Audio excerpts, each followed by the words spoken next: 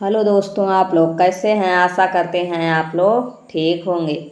आज हम हमारी बदलती पृथ्वी चैप्टर के अभ्यास प्रश्नों की चर्चा करेंगे। ठीक है, चलो देखते हैं।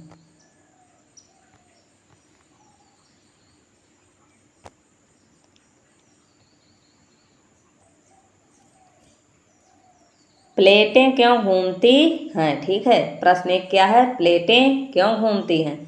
पृथ्वी के अंदर पिघले हुए मैग्मा होने वाली गति के कारण पृथ्वी के अंदर पिघला हुआ मैग्मा एक वृत्तीय रूप से घूमता है। ठीक है, पृथ्वी के अंदर पिघला हुआ मैग्मा में होने वाली गति के कारण पृथ्वी के अंदर पिघला हुआ मैग्मा एक वृत्तीय रूप में घूमता है। ठीक है, ऐसे ऐसे।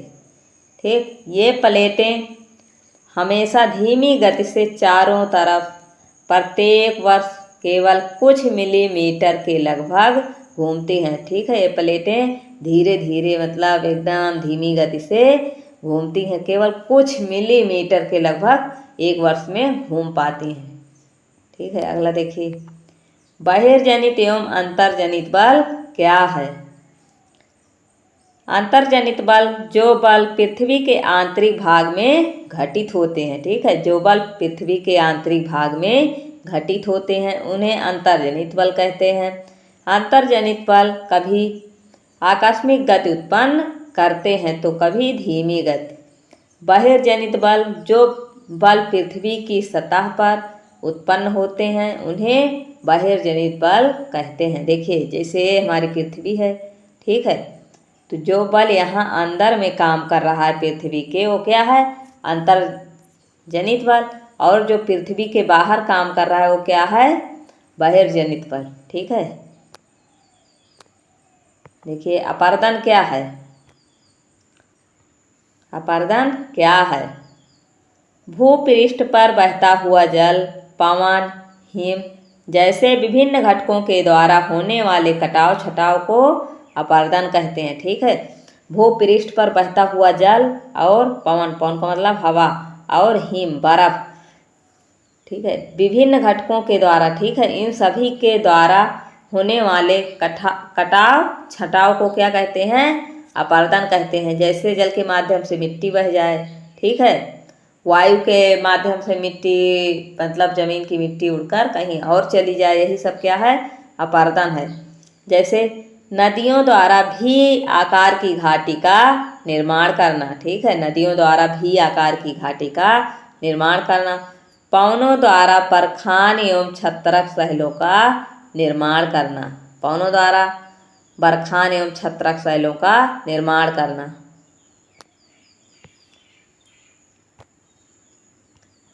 बाढ़कृत मैदान का निर्माण कैसे होता है।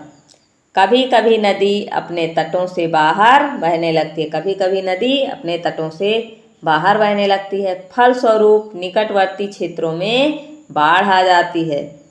बाढ़ के कारण नदी के तटों के निकटवर्ती क्षेत्रों में महीन मिट्टी एवं अन्य पदार्थों का जमाव करती है। ऐसी मिट्टी एवं पदार्थों को अवसाद कहते हैं। इससे समतल उपजाऊ बाढ़कृत मैदान का निर्माण होता है। ठीक है, कभी कभी जब नदी बहती है तो अपने तट से मतलब बाहर की ओर बहने लगती है, तो निकटवर्ती क्षेत्रों में बाढ़ आ जाती है। बाढ़ के कारण निकटवर्ती क्षेत्रों में महीन मिट्टी एवं अन्य पदार्थों का जमाव हो जाता है। ऐसे पदार्थों को क्या कहते हैं, अवसाद कहते हैं। ठीक है, इससे समतल एवं उपजाऊ बाढ़कृत मैदान का निर्माण होता है। जो इससे जिस मैदान का निर्माण होता है वो बहुत उपजाऊ होते हैं। ठीक है, आगे देखिए, बालू टिब्बा क्या है। बालू टिब्बा क्या है, मरुस्थलीय भागों में पवनों के द्वारा रेत को एक स्थान से दूसरे स्थान बहाकर ले जाती हैं। जब पवन का बहाव रुकता है तो यह रेत गिरकर छोटी पहाड़ी बनाती है। इनको क्या कहते हैं, बालू टिब्बा कहते हैं। ठीक है, मरुस्थलीय भागों में जब मतलब हवाएं बहती हैं तो रेत को एक स्थान से दूसरे स्थान तक बहाकर ले जाती हैं। जब पवन मतलब जब हवा रुक जाती है तो यह रेत गिरकर छोटी पहाड़ी बनाती है। इन्हीं को क्या कहते हैं? बालू टिब्बा। ठीक है, जैसे रेत है, ये देखिए ऐसे ऐसे उड़कर गई, यहाँ इकट्ठा हो गई, तो यही क्या हुई? एक छोटी पहाड़ी का निर्माण करती है। इन्हीं को क्या कहते हैं? बालू टिब्बा कहते हैं। प्रश्न अगला देखिए, समुद्री पुलिन का निर्माण कैसे होता है? जब समुद्री किनारों पर समुद्री अवसाद जमा हो जाते हैं। जब समुद्री किनारों पर समुद्री अवसाद जमा हो जाते हैं और समुद्र का कुछ भाग समुद्र से कटकर एक झील का रूप ले लेता है, उसे क्या कहते हैं? पुलिन कहते हैं। ठीक है, उसे क्या कहते हैं? पुलिन। जब समुद्री किनारों पर समुद्री अवसाद जमा हो जाता है, जैसे समुद्र है, ठीक है, तो इसके किनारों पर क्या हुआ? समुद्री अवसाद जमा हो जाता है और समुद्र का कुछ भाग समुद्र से कट कर, ठीक है, जैसे कुछ भाग अलग हो जाए समुद्र से, तो किसका रूप ले लेता है? झील का रूप ले लेता है। किसका रूप? झील का रूप ले लेता है। उसी को क्या कहते हैं? पुलिन कहते हैं। चाप झील क्या है? चाप झील क्या है? देखिए, जब नदी टेढ़ी मेढ़ी सांप के आकार में बहती है और जब नदी का बहाव तेज हो जाता है तो कुछ स्थानों में नदी कठोर चट्टान को भी काटकर सीधी बहने लगती है, जिससे विसर्प लूप नदी से कट जाते हैं और अलग झील बनाते हैं, जिसे चाप झील या गोखुर झील कहते हैं। चाप झील का दूसरा नाम क्या है? गोखुर झील। देखिए, जैसे नदी बह रही है ऐसे ऐसे ऐसे ऐसे, ठीक है, तो जब नदी का बहाव तेज हो जाता है तो ये वाला भाग जैसे कटकर अलग हो जाता है, इसी को चाप झील कहते हैं। ठीक है, इसका मतलब अलग हो जाता है ये भाग और नदी सीधी बहने लगती है, तो यही क्या है? चाप झील है। ठीक है, अलग हो जाती है। देखिए, सही उत्तर चिन्हित कीजिए। इनमें से कौन सी समुद्री तरंग की विशेषता नहीं है? मतलब समुद्र तरंग की विशेषता नहीं। सैल, किनारा, समुद्री गुफा। देखिए, समुद्र में किनारा भी पाया जाता है, समुद्री गुफा भी, लेकिन ये सैल नहीं पाए जाते।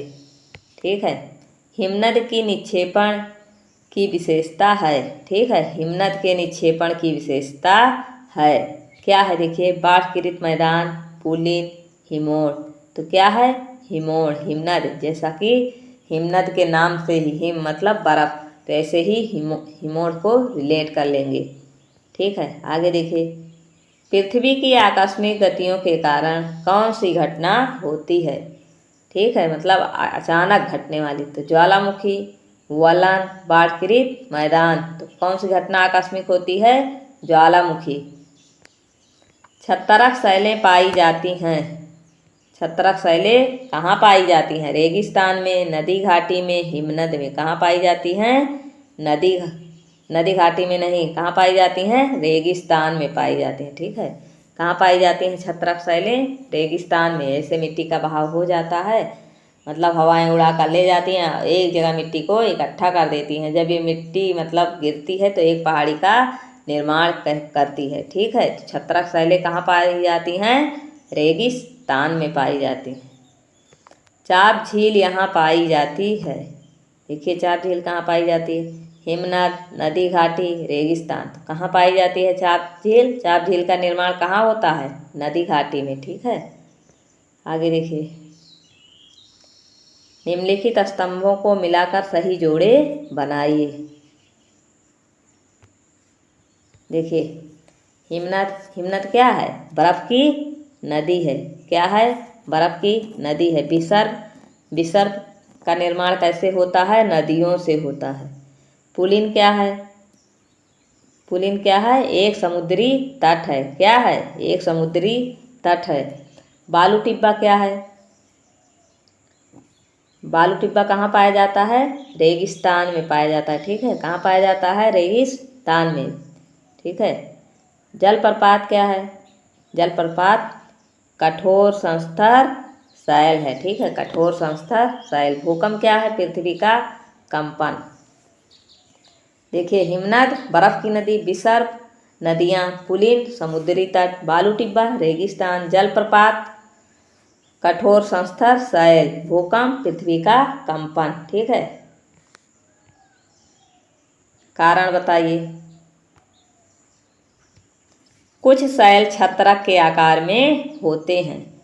कुछ शैलों का छत्रक के आकार में होने के कारण मरुस्थलीय भागों में पवनों के साथ चलने वाले रेत के कण मार्ग में पड़ने वाले चट्टानों के निचले हिस्से को अधिक घर्षित करते हैं और ऊपरी हिस्सों को इन पवनों से घर्षण काफ़ी जो है कम होता है। इसलिए निचले हिस्से की चट्टानें काफ़ी घिस जाती हैं और ये चट्टानें छतरी नुमा आकार की बन जाती हैं, जिसे छत्रक शैल कहते हैं। जैसे घर्षण के कारण मिट्टी वायु मिट्टी को बहा ले जाती है, तो ऐसे छत्रक शैलों का निर्माण हो जाता है ऐसे।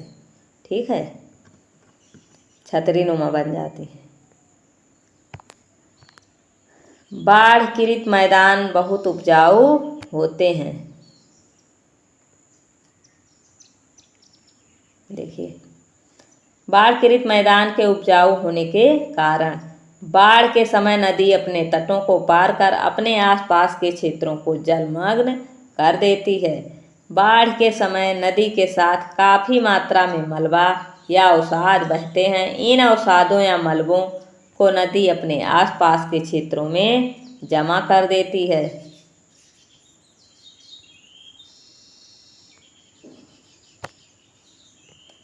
इन अवसादों या मलबों में काफ़ी मात्रा में ह्यूमस होती है, जो कि बाढ़ पीड़ित मैदान को अधिक उपजाऊ बना देती है। ठीक है, इन अवसादों और मलबों में काफ़ी मात्रा में क्या होता है, ह्यूमस होता है, जो कि बाढ़ पीड़ित मैदानों को अधिक उपजाऊ बना देती है।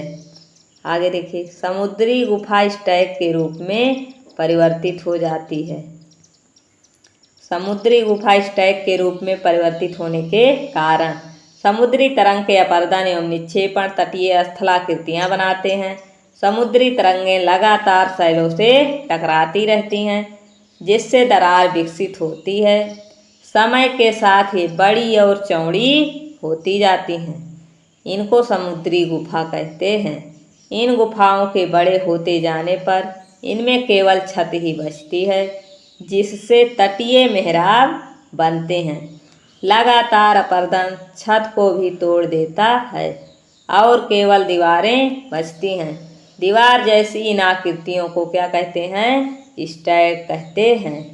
ठीक है, इसको पिछली वीडियो में हमने अच्छे से समझाया था। अगर पिछली वीडियो नहीं देखी है तो जाकर के प्लेलिस्ट बनी हुई है, जाकर के देख लेना, तो अच्छे से समझ आ जाएगा कि मेहराब क्या होता है। ठीक है, भूकंप के दौरान इमारतें गिरती हैं।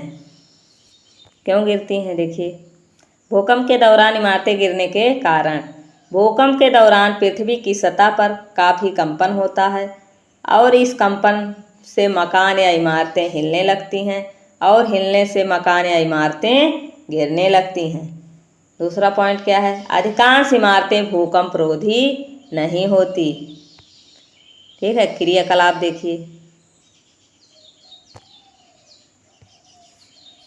देखिए, नीचे दिए गए चित्र को देखें। यह नदी द्वारा निर्मित स्थलाकृतियाँ हैं। इन्हें पहचानिए एवं बताइए कि ये नदी के अपरदन अथवा निक्षेपण अथवा दोनों का परिणाम है। ठीक है, ये क्या है, चित्र में क्या ये दिख रहा है, ये क्या है, जलप्रपात। ठीक है, क्या है, जल प्रपात। ठीक है, तो इसमें क्या होता है, जलप्रपात में अपरदन होता है। क्या होता है, अपरदन। ठीक है, क्या होता है, अपरदन। आगे देखिए, ये क्या है, नदी है। ठीक है, विसर्प। ठीक है, क्या है, विसर्प। विसर्प किससे कहते हैं, मतलब जो नदी बहती है वो जैसे सांप ऐसे ऐसे चलता है, ऐसे ऐसे नदी भी बहती है। ठीक है, इसी को विसर्प कहते हैं। तो क्या है, देखिए यहाँ देख लीजिए ठीक से, ये देखिए, देखिए ये क्या है, ये है, ये वाला क्या है, जलप्रपात है। ठीक है, ये किसके कारण होता है, अपरदन के कारण बनता है। और ये नदी विसर्प है, ये अपरदन या निक्षेपण दोनों के कारण होती है। ठीक है, ये क्या है, ये मैदान है। ठीक, मैदान ये किसके कारण होता है, निक्षेपण निक्षेपण के कारण। ठीक है, आज की वीडियो में इतना ही। अगर वीडियो पसंद आई है तो वीडियो को लाइक करें, नए हैं तो चैनल को सब्सक्राइब करें। और आप लोगों को किस सब्जेक्ट की वीडियो चाहिए आप लोग कमेंट बॉक्स में अवश्य लिखें। ठीक है, और पिछली वीडियो में हमने इसके चैप्टर को देखा है अच्छे से। आप लोगों ने अगर वो वीडियो नहीं देखी है तो जा कर के चैनल पर प्लेलिस्ट बनी हुई है, जा कर के देख लीजिएगा। Thank you.